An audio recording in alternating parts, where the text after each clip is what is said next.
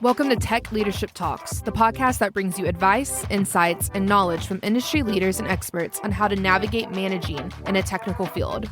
Tech Leadership Talks is brought to you by Texas A&M University's Master of Engineering and Technical Management, an online graduate program that trains industry professionals for leadership positions. I'm Katie, METM's digital marketer and your host for this episode. In today's episode, I am talking to Sunshine Webster. Sunshine serves as a senior manager of talent development for Q2. She is a PhD in communication studies from the University of Texas at Austin. Today, we are speaking about coaching effectively when it comes to having difficult conversations. Before we get into it, can you explain just very quickly a little bit about your background and experience and how you're a person to talk about this subject? Sure. So I currently lead learning and development, talent development in an organization. And I am fortunate in that I get to work with everyone in the organization across all levels, from individual contributors all the way up to our executives.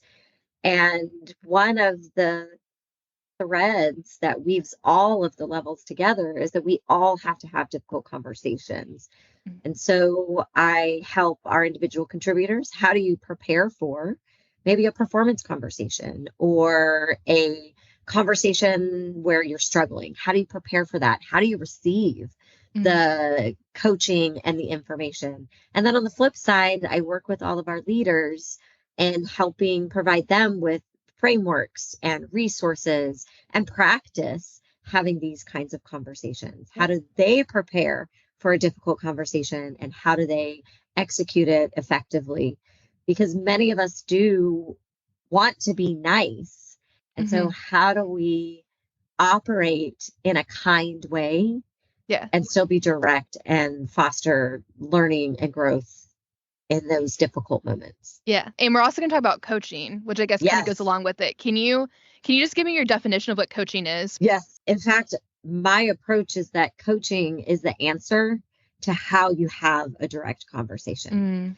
Coaching is not feedback. Coaching is not telling. Coaching is asking and guiding and collaborating together to find the answer. So great coaches ask really great questions, thought-provoking questions.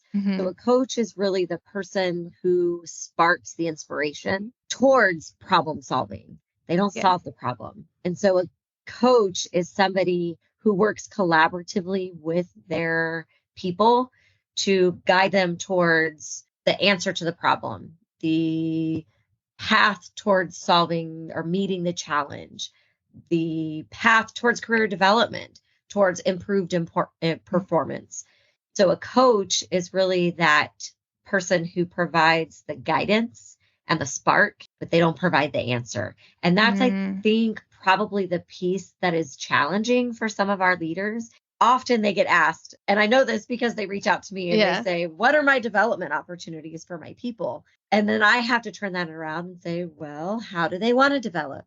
How do they want to grow? Like, I ask a series of questions and my managers then return to me and say, oh, I don't know the answer to those. Because they haven't asked them yet. Yeah. Exactly. And so that's the conversation they need to have when their team members come and say, how do I grow in my career? A manager doesn't have to know that answer. And in fact, it should never be their responsibility to tell the person, oh, do this first, do this second, do this third. It's not my career I'm building. It's yours. I need to be the supporter. The supporting actor, but you're the lead role in your career development. So rather, let's have a conversation around, well, how do you want to grow? What does 2 years from now look like for you? What does 5 years look like? How ready are you for that 2 year? Let's talk about those gaps. What's keeping you from getting there now? And those kinds of coaching conversations are much more productive than a manager feeling like, well, I have to serve up all of the steps. No, I have to foster the conversation. And if my team member isn't ready to have that conversation, then we know, oh, go research, find out, and then come back. Let's keep having this conversation. Why do you think so you kind of hit on it, but if you want to expand, because I feel like a lot of people don't do that who are supervising others. How do you think it's beneficial, not just I mean, to the people who you're supervising, but also just to like the business or organization as a whole, when you have that kind of structure, than just here's what you need to do? I think it does two things. One, I think it removes a burden from our leaders. If I, as a leader, think I have to know the path for each of my team members to navigate their career, I'm trying to do a day job, right? I have work I have to do. I need to lead my team towards that successful completion of that. And then if my responsibility is also creating career paths for my team members, that's a huge load to wear on my back. So if we can approach coaching from this perspective of I'm the supporter of your career, come to me with some ideas, and then together I'll use my expertise and my experience, what I've seen, what's worked for me, what I've seen work for other people. But by removing that burden that it's my responsibility to drive your career path, I've just freed up a lot of my mental space and my time. But also listen to how that sounds. Yeah. If I'm responsible for your career path, that's a little backwards. Yeah. So removing that burden makes my job easier as a leader. And then two, look at what I'm able to deliver for the business. And we can even dissect that a little bit more, because when I'm freed up to lead my team effectively, then I can execute better for the business. When my team members feel empowered to drive their growth and development, that has direct connections to engagement. That has direct connections to their willingness to learn and grow, which both of those benefit the business. So I'm helping to execute for the business and I'm driving engagement for the business. So becoming a better coach has direct impact on business results. So let's talk about difficult conversations within coaching. Before we get into like how will you approach a difficult conversation, can you give us just some examples of some difficult conversations that might come up, just so people can have a little bit of context of exactly what we're talking about? Sure. And a lot of organizations probably at the start of the year coming off of performance conversations, let's recap 2023. Yeah. And those difficult conversations could be you have a team member who was really hoping for a promotion and they didn't earn the promotion. So how do you maintain their level of engagement while delivering the message you didn't get the promotion? Or they were hoping for a bigger bonus. Or a bonus at all. Maybe in the financial and economic environment we're in, a lot of organizations went through layoffs, and so bonuses aren't on the table. So, or the size of bonus that may have been paid out in previous years. So how do you have the conversation with team members to help them understand that they didn't earn a bonus? And how do you have this conversation without pointing the finger at HR to say, well, HR said you can't have what kind of conversation is that? Where I'm completely, as a leader, deferring responsibility. No, as a leader of this organization, I need to own the message. And so how do I own that message and focus on what's best for the individual while not throwing any department or the organization under the bus at the same time? Because I'm not going to drive good results for my organization if I'm pointing accountability somewhere else. As the leader of this team member, I owe it to them, I owe it to this organization to deliver that message with some ownership. And that's hard because I may have a really strong relationship with this team member. And so I may be afraid delivering this message. You didn't get a promotion. You didn't get a raise. You didn't get a bonus. Those are hard. And so how do I take accountability, responsibility, and ownership and prepare for that difficult conversation effectively? Okay, so how do you approach these conversations? Okay, so one of our leaders in the organization has a really great mantra. She's like, if you're preparing to have a 30 or 45-minute difficult conversation, you know it's going to be hard. Take the time, the 30 to 45 minutes to prepare. Preparation is one of the most important pieces to having those conversations. You need to know the key points that person needs to walk away knowing from that conversation. If you don't know your purpose, if you don't know the key takeaways for that person to walk away with, how are you going to know whether or not you've delivered the message appropriately? You should never wing it. One of those conversations should not be, well, let me just see how it goes. There needs to be an ample amount of preparation going into those conversations. So that's step number one. Step number two, I recommend having the team member talk first. When we go into difficult conversations, there's a whole body of research. A lot of it has primarily come out of a group in London called the Neuro Leadership Institute of London, led by Dr. David Rock. And he's done a number of research studies on what happens physiologically and neurologically when people give and receive difficult or unsolicited feedback. So if I know going into a conversation, it's going to be hard, I go into a number of threat responses. I want to protect myself. Yeah. And so I put up walls and often don't hear or don't receive the message appropriately, accurately. I listen defensively, or I listen selectively for the things that I am expecting to hear. We can disarm people often by getting them to talk first and by asking some good coaching questions. So rather than me lead in, let's say that this is a difficult conversation where my team member didn't get a raise. They were expecting, and each year there's a little bit of raise that people are expecting, and this year it didn't happen.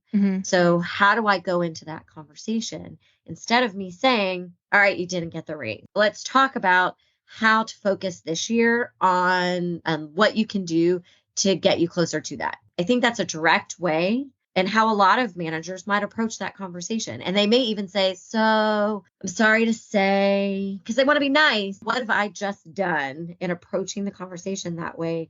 I've just created space for my team member to put up a whole bunch of walls. And while I may be future focused, they're probably not. They're processing, oh, I didn't get a raise. Oh no, I was expecting to put in a pool. I was expecting to go on a trip. I was expecting to take a course and invest in myself. Like, who knows, right? We all make plans for our monetary expectations. And then there's a whole lot of emotions that they get wrapped up. And if I lead in with that kind of direct or indirect piece, I've created space for us to not have a mutual understanding.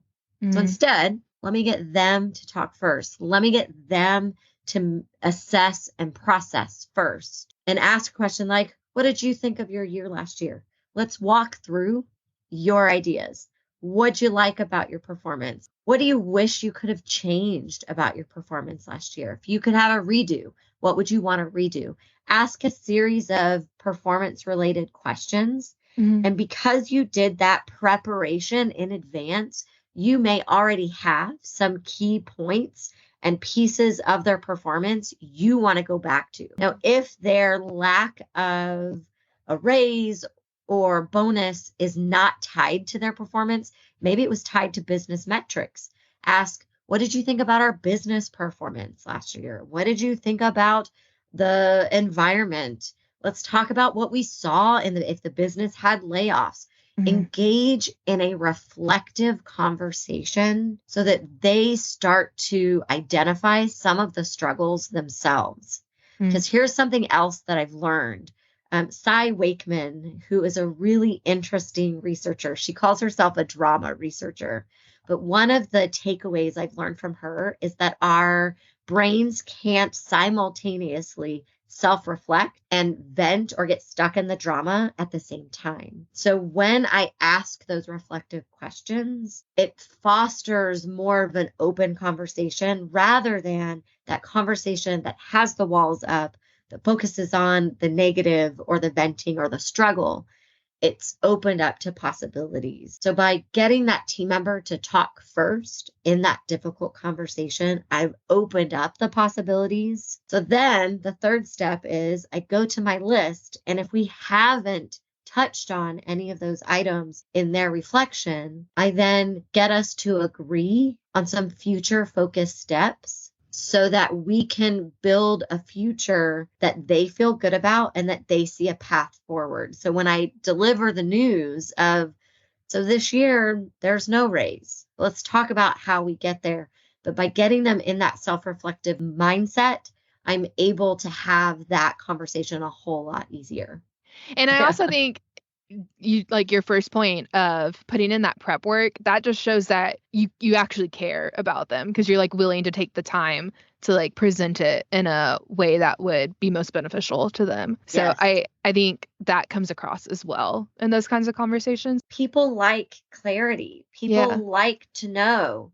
Most people want to do better, be better.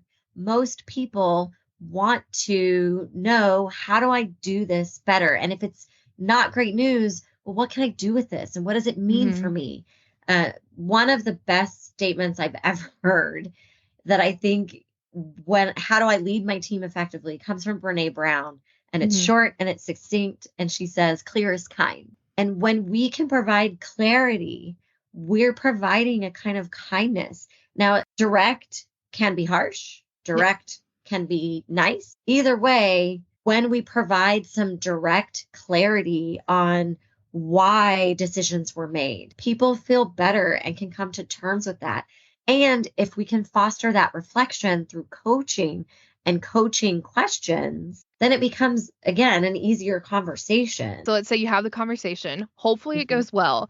What if it doesn't? What if the person responds badly? How should you act in turn then? So I have 2 pieces of advice for the end of the conversation, regardless if it goes great or if it starts to go south. And if it starts to go south, I have a third. And so we're going to start with that one. Okay. If it starts to go south and emotions get highly activated, involved, it's okay to say, hey, I can tell this conversation hit a nerve. How about we take a break and reconvene and then you collectively together or collaboratively together pick a time when to come back together, because it's hard to continue to have any kind of, or gain any kind of clarity or shared understanding when emotions are high. That goes back to putting up those walls and those threat responses. Right. If I am listening from a place of defensiveness, or I feel like I was ambushed, or I can't work through my emotions, I'm not receiving the message. So prolonging the conversation is not beneficial to either party. So take time out, say to be continued. Let's take a break. Let's reconvene. When would be a better time to come back together for you? Then I do recommend, in either case, whether it's positive or it goes south, document the conversation. Write an email that says, I'm really glad we could connect today. And from my memory of the conversation, these are the 3 things. These are the 2 things that we talked about moving forward, and document for them so that you both can have a path forward. That will help them have clarity. That helps you have clarity. That also helps your business partners have some clarity. That helps the business, right? If we're having this difficult conversation and I send this email, I have date, time stamped of when we had this conversation. I also recommend, third, set a time in maybe 2-3 months later where you come back together to specifically talk about the things you outlined in the email. So if the agreement was something like maybe their meeting deadlines was part of the issue. Maybe they didn't get the raise because their performance wasn't where it needed to be. And one of the issues was continual missed deadlines because it had a downstream effect on other parts of the business. And so in the performance conversation, you decided there were 2 additional practices they were going to put in place to help them meet the deadlines. So let's say you had this conversation March 1st, and you decide that in the middle of May 15, you guys were going to come back to have a conversation about how well those practices are working out to help them meet their deadline. I would put that on their calendar after, like, you send that email, say, we're going to come back together in the middle of May and reconnect on how well this is working. I recommend that kind of clarity and that kind of framing and practice so that you don't find yourself in the exact same position 1 year later where you have the conversation. Some companies only do and have these kinds of conversations once a year. That can be a surprise. Performance management, performance development, performance reviews, whatever your organization calls it, those should never be a surprise. If that was a surprise to my team member, I didn't do my job as a leader. So if there was a performance issue, reconnect. Reconnect before you have to have that conversation so that you can calibrate together and say, how are these practices working? What's working well? What do you wish would work a little bit better? How well are you hitting your deadlines? Have them answer the question. I don't have to answer. And that, again, makes the conversation easier. We should both know whether they're hitting their deadlines.